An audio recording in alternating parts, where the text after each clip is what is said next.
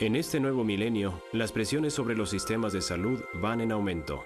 El creciente número de enfermos, en particular ancianos, pone a prueba la capacidad de los profesionales de la salud para satisfacer las necesidades de los pacientes con los recursos disponibles. Y cada vez se oyen más argumentos jurídicos y éticos en favor de que los pacientes tengan mayor participación al elegir su tratamiento. Esta situación afecta en particular a un sector importante de la asistencia médica. Los médicos estamos cada vez más convencidos de que nuestro criterio sobre las transfusiones de sangre debe reconsiderarse. Hoy día, por lo menos el 80% de los pacientes preferiría que no se le administrara sangre. Los titulares de prensa así lo indican. Tanto a médicos como a pacientes les inquietan las complicaciones transfusionales, la escasez de sangre y la seguridad de los hemoderivados. Por citar un ejemplo, la Organización Mundial de la Salud calcula que las transfusiones e inyecciones contaminadas provocan en el mundo unos 5 millones de infecciones por el virus de la hepatitis C cada año. Las gestiones de los sistemas de salud nacionales por aumentar la seguridad de sus reservas de sangre han hecho que el costo de esta se dispare. Hace 2 años nos costaba unos 63 euros la unidad de sangre transfundida. Ahora nos cuesta 142. El tratamiento de los efectos secundarios de las transfusiones ha incrementado aún más los costos. Estos costos, indirectos y retardados, son enormes y desde luego elevan considerablemente el costo de la unidad de sangre. También hay que tomar en cuenta los miles de millones de euros o dólares que se han pagado como indemnización a los receptores de sangre contaminada y a los familiares que les sobreviven. En vista de los riesgos y los costos de las transfusiones a los que la sociedad se enfrenta, ¿existe un método mejor? ¿Pudiera la asistencia médica sin transfusiones satisfacer las necesidades y los derechos del paciente? Los profesores Earnshaw y Hetzer, así como otros muchos clínicos, han atendido a las peticiones de pacientes y de padres de menores.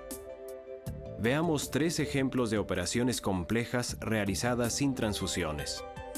La cirugía a corazón abierto suele representar un gran reto. En Berlín, el profesor Ronald Hetzer explica por qué tuvo que operar el pequeño corazón de una niña de 10 meses. Esta niña tiene un defecto cardíaco congénito relativamente poco común. Existe una comunicación directa entre el ventrículo izquierdo y la aurícula derecha, lo cual crea un flujo anormal continuo entre el corazón izquierdo y el derecho.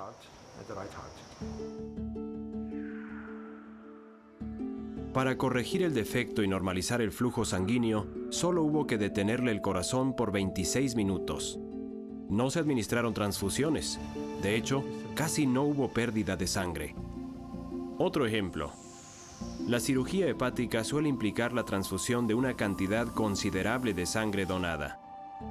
En la clínica universitaria de Jena, Alemania, el profesor Johannes Scheele extirpa la parte cancerosa del hígado de un anciano. ¿Cuánta sangre se ha perdido?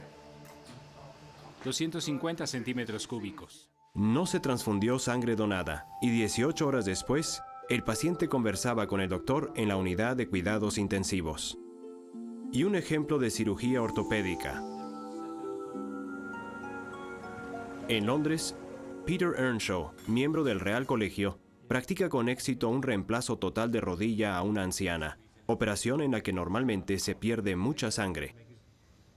Las 3 intervenciones las realizaron equipos quirúrgicos que se habían comprometido a respetar la decisión, ya sea del paciente o de los padres, de que no se utilizara sangre donada. ¿Se trataba de operaciones experimentales practicadas por 3 cirujanos innovadores? Hay más de 100.000 médicos y cirujanos en 150 países que tratan habitualmente a sus pacientes sin transfusión de sangre donada. Algunos especialistas opinan que todo anestesiólogo y cirujano debería interesarse por las estrategias de ahorro de sangre porque dan buen resultado. cuando a los facultativos que recurren a la asistencia médica sin transfusiones se les pregunta por qué lo hacen, una de las principales razones que dan es el respeto por la decisión del paciente. El profesor Bloomberg, director de una unidad de medicina transfusional y de un banco de sangre, dice: Creo que hay cada vez más pacientes que desean que se les atienda sin transfusiones o con las mínimas posibles, y hay algunos que no admiten que se les administre sangre bajo ningún concepto. Otra razón por la que médicos y cirujanos cambian sus métodos obedece a las crecientes pruebas de que la inconsecuencia terapéutica ha conducido a transfusiones innecesarias. Todos los que se interesan por mejorar la asistencia médica o proteger al paciente deberían tener presentes ciertos estudios reveladores sobre el empleo de la sangre. Primero, el estudio Sanguis. Como parte de una acción coordinada del Programa de Investigación Médica de la Comisión Europea, se analizaron los índices transfusionales de 43 importantes hospitales universitarios de toda Europa. Las ramificaciones del estudio Sanguis son asombrosas. Para el mismo tipo de operación había una enorme variabilidad en la cantidad de unidades transfundidas, según el hospital. En 1998, el profesor Vallée publicó un estudio complementario en Bruselas, Bélgica. El estudio Biomed sobre transfusiones en el campo quirúrgico abarcó todo tipo de hospitales y encontramos exactamente la misma escala de variabilidad. Llegamos a la conclusión de que la variabilidad implica que muchos de los componentes sanguíneos que se transfunden se están administrando innecesariamente. Una comparación de los dos estudios reveló otro hecho significativo. Hubo dos centros que participaron tanto en el estudio Sanguis como en el estudio Biomed. Basándose en lo que descubrieron en el estudio Sanguis, Habían logrado de algún modo reducir el uso de sangre en operaciones de cirugía mayor. La mortalidad se mantuvo igual antes y después de cambiar su criterio transfusional, y la estancia hospitalaria fue más corta. Los nuevos procedimientos que emplearon no fueron difíciles de adoptar, y aunque requirieron tiempo y una considerable labor educativa, no hicieron aumentar los costos. poco después, en Canadá, el Dr. Hebert realizó un estudio a gran escala de pacientes graves en cuidados intensivos. El profesor Spahn evalúa los resultados. Me refiero al estudio de Ibert, en el que se demostró, con más de 800 pacientes, que transfundir menos da mejores resultados. La conclusión obvia es que las transfusiones innecesarias ocasionan trabajo innecesario y un costo innecesario. Además de satisfacer la petición del paciente y evitar la hipertransfusión, muchos facultativos dicen que al implementar la asistencia médica sin transfusiones, su objetivo es evitar riesgos médicos. En una unidad de sangre almacenada existe el riesgo de contaminación bacteriana. La contaminación bacteriana, sea que se produzca al tiempo de la donación o después por un almacenamiento inadecuado, puede producir infecciones mortales. Por otra parte, pese a las mejoras en los análisis, las infecciones virales siguen representando una grave amenaza. A los especialistas les preocupa lo que sucederá en el futuro. ¿Mutarán los virus existentes y producirán enfermedades? No hay razón para creer que no lo harán. El problema de la sangre contaminada es que parece que siempre nos lleva ventaja. Además, las transfusiones de sangre provocan en el receptor un estado de inmunosupresión que ocasiona más infecciones postoperatorias, así como una recidiva tumoral más pronta y frecuente. Calculamos que en Estados Unidos tal vez mueran anualmente de 10.000 a 50.000 pacientes por causas relacionadas con la inmunomodulación transfusional. Puede que el riesgo médico más sorprendente y menos reconocido sea el error humano. Administrar sangre de un tipo incompatible puede producir una reacción más o menos grave o hasta mortal. El profesor Spence, director de formación quirúrgica, reconoce: podemos clasificar mala sangre y provocar una catástrofe. Algunos han muerto y mueren por recibir un tipo de sangre equivocado. De hecho, según los informes, el error humano es la causa de hasta la mitad de todas las muertes provocadas por las transfusiones. Ante estos factores, decisión del paciente, transfusiones innecesarias, riesgos médicos, así como reservas de sangre menguantes y costos de la sangre en alza, El profesor Van der Linden resume la conclusión a la que llegan muchos especialistas. En vista de que permite mejorar la atención al paciente y reducir el costo de la asistencia médica, el ahorro de sangre no es opcional, es imprescindible. Lo bueno es que ya existen tratamientos seguros, prácticos y rentables. Es posible brindar la mejor atención médica sin emplear sangre halogénica. Hay medidas muy sencillas y baratas que ayudarían a la mayoría y que se pueden adoptar hasta en el hospital más pequeño. El ahorro de sangre es un método muy sencillo, evita complicaciones, resulta menos costoso y ofrece mejores perspectivas al paciente. Las técnicas alternativas a las transfusiones que utilizan estos equipos quirúrgicos se pueden agrupar bajo uno de 3 principios básicos o pilares. El primero es tolerancia a la anemia. Al fluir por las arterias, los eritrocitos transportan el oxígeno vital a todo el cuerpo. El paciente anémico tiene una baja proporción de eritrocitos en su volumen sanguíneo. Si una persona pierde mucha sangre durante una operación o a causa de un accidente, el organismo puede tolerar un grado considerable de anemia. El profesor Moore, reconocido innovador en el campo de la cirugía traumatológica, comenta: los estudios indican que fisiológicamente el ser humano puede tolerar concentraciones de hemoglobina muy inferiores a las que se consideraban seguras. Los médicos empiezan a darse cuenta de que es posible tolerar un grado significativo de anemia en los pacientes. Pero la anemia solo es tolerable cuando el organismo cuenta con suficiente volumen circulatorio para seguir funcionando. También sabemos que ese grado de anemia podemos compensarlo con volumen, pues en tal situación este es el componente indispensable para mantener la tensión arterial. Al disponer de expansores del volumen sanguíneo de costo módico, la opinión médica está abandonando cada vez más la arbitraria regla propuesta en 1942 de que una concentración de hemoglobina de 10 constituía el umbral de transfusión, o sea, era la más baja que podía tolerarse antes de transfundir.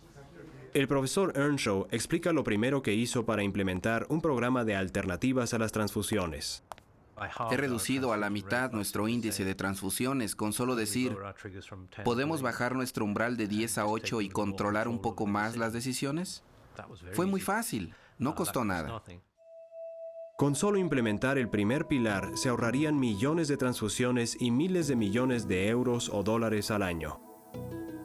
El segundo principio básico en el campo de las estrategias alternativas a las transfusiones es fomentar la producción de eritrocitos en el organismo.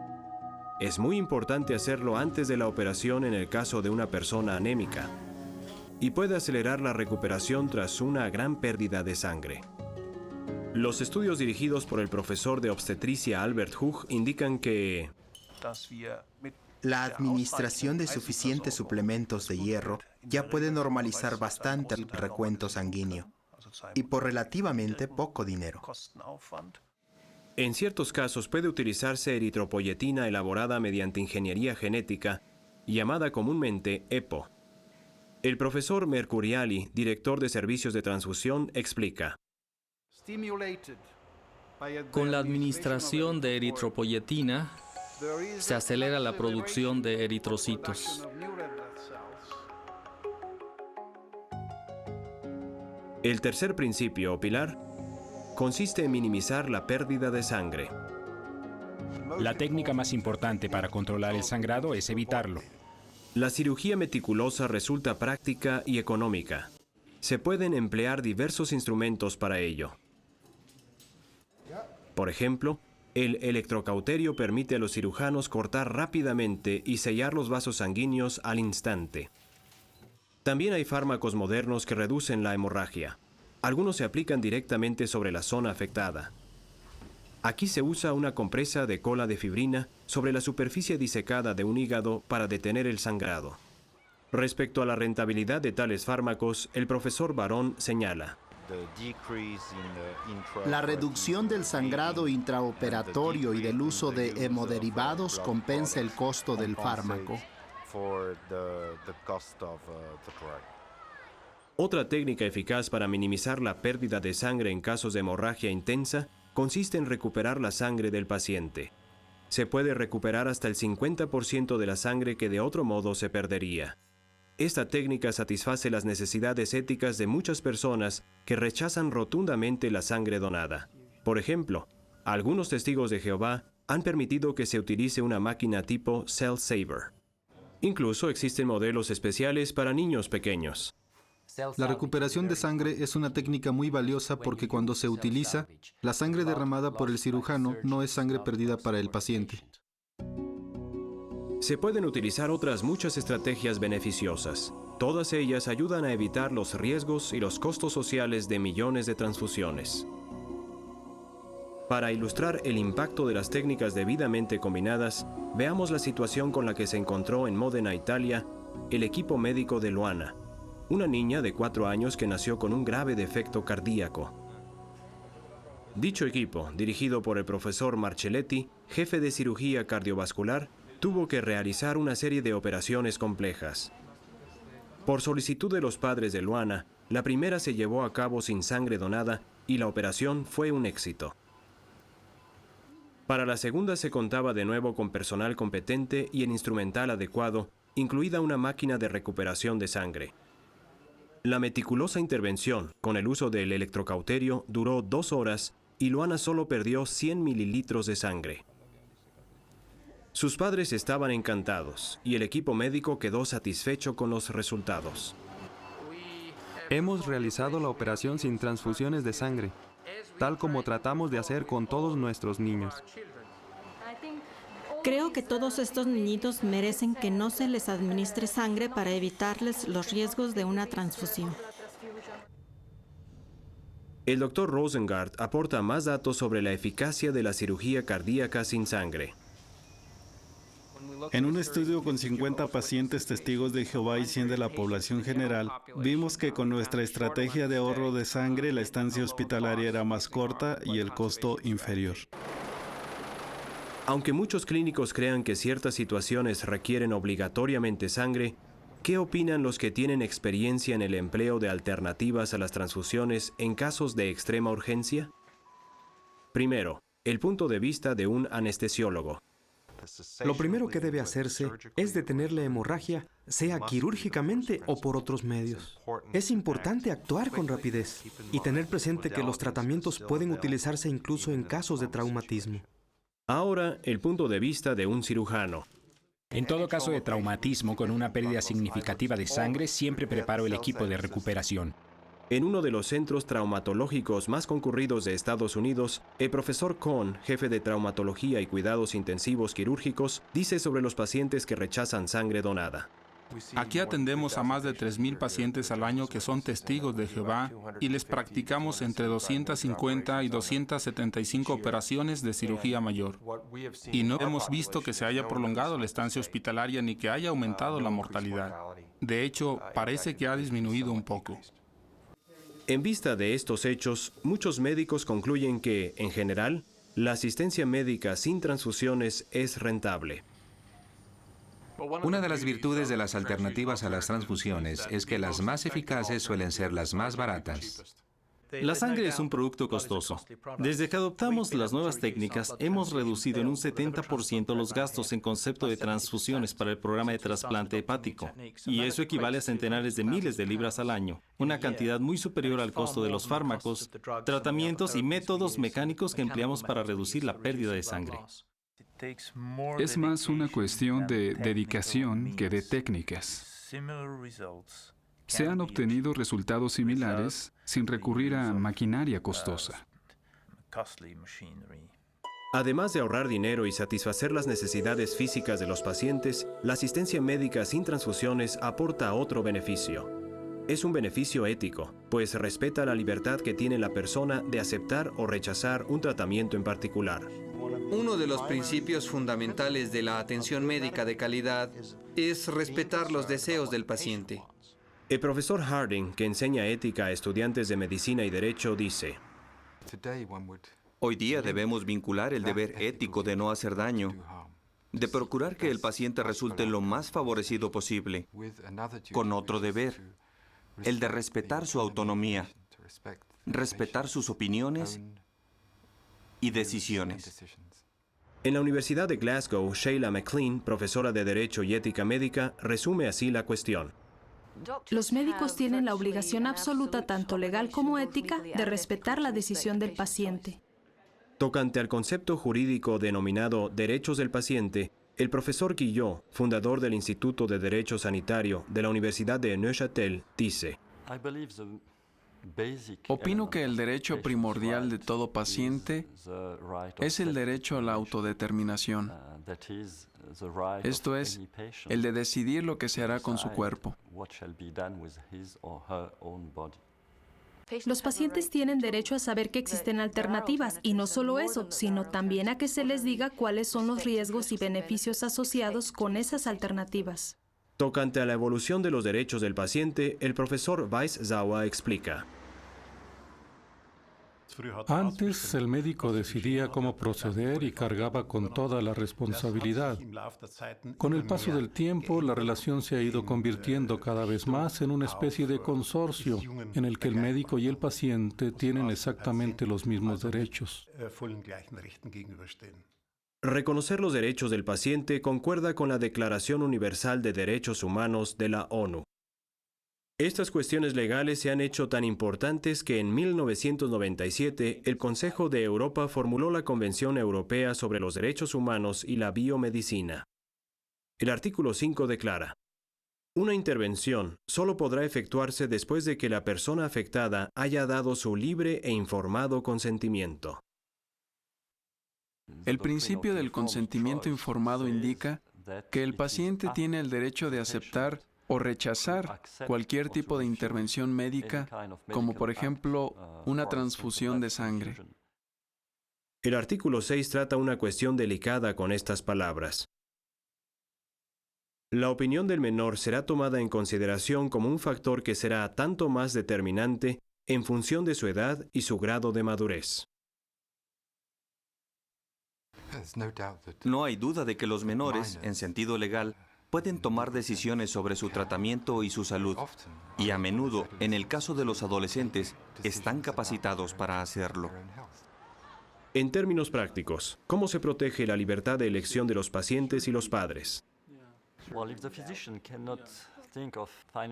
Si el médico no ve la manera de satisfacer los deseos del paciente tocante a cierta alternativa a las transfusiones de sangre, debería tratar de enviarlo a uno de sus colegas o a otro centro hospitalario donde se emplee dicha alternativa.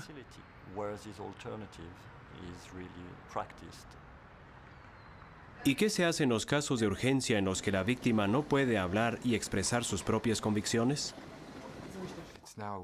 Hoy día se reconoce que el paciente tiene el derecho de indicar por anticipado sus opciones en cuanto a tratamiento. Y esto se lleva a cabo mediante un documento en el que manifiesta haber analizado una serie de situaciones y haber adoptado una postura inamovible tocante a cierto tratamiento. En una situación de emergencia, siempre se buscaría además una directriz por anticipado o una declaración previa de voluntad en, por ejemplo, la billetera del paciente. Respetar los derechos del paciente también aporta beneficios para la salud. Hay pruebas empíricas de que los pacientes que se sienten a gusto con el tratamiento suelen recuperarse antes. Veamos, por ejemplo, un caso del Hospital St. Richard de Chichester, en el sur de Inglaterra. La señora Whittington tenía artrosis de cadera en una fase tan avanzada que necesitaba un reemplazo total de cadera. Como es testigo de Jehová, se negó a aceptar transfusiones. Creo firmemente que la palabra de Dios está en contra de que aceptemos sangre, y la palabra de Dios es la verdad. El señor Patel estuvo muy dispuesto a operarme sin sangre. El médico tiene el deber de escuchar las peticiones de los pacientes, de escuchar lo que tengan que decir e informarles sobre las alternativas para que ellos escojan. En una conversación franca entre el médico y la paciente, surgió la pregunta de si aceptaría la técnica de recuperación de sangre. Cuando supe más acerca de la máquina y se me explicó el proceso, dije que aceptaría que la utilizaran conmigo. En este centro hay muy buena relación entre los pacientes y el personal médico. Tenemos una mentalidad muy abierta y un ambiente que favorece el aprendizaje. ¿A qué condujo esta actitud de colaboración?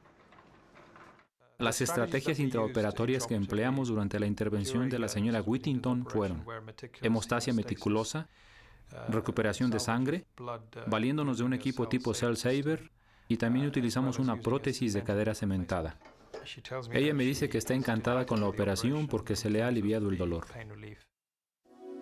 Conforme vaya aumentando la edad de la población mundial, sus necesidades médicas constituirán un reto cada vez mayor para los sistemas de salud, muchos de los cuales ya atraviesan dificultades. En este campo, la asistencia médica sin transfusiones es una tendencia prometedora. La adopción de un programa de ahorro de sangre no solo supone una reducción en el costo total del tratamiento para el paciente, sino también menos gastos para la sociedad. Aunque todas las intervenciones médicas conllevan riesgos, la asistencia médica sin transfusiones satisface de manera singular tanto las necesidades como los derechos del paciente. Preveo que, en el futuro, los pacientes prácticamente esperarán que toda operación quirúrgica necesaria se realice sin transfusiones de sangre. Es importante otorgar al paciente poder de decisión, no solo para respetar mejor su autonomía, sino también para potenciar un buen tratamiento médico. En la actualidad, los diversos métodos para reducir la necesidad de transfundir sangre están muy bien establecidos, bien probados y son muy seguros. Se han generalizado, pueden practicarse en cualquier institución en cualquier parte del mundo. El ahorro de sangre es un campo de la medicina seguro, eficaz y progresivo. Esta es la mejor manera de tratar a los pacientes y obviamente debería ser la norma terapéutica.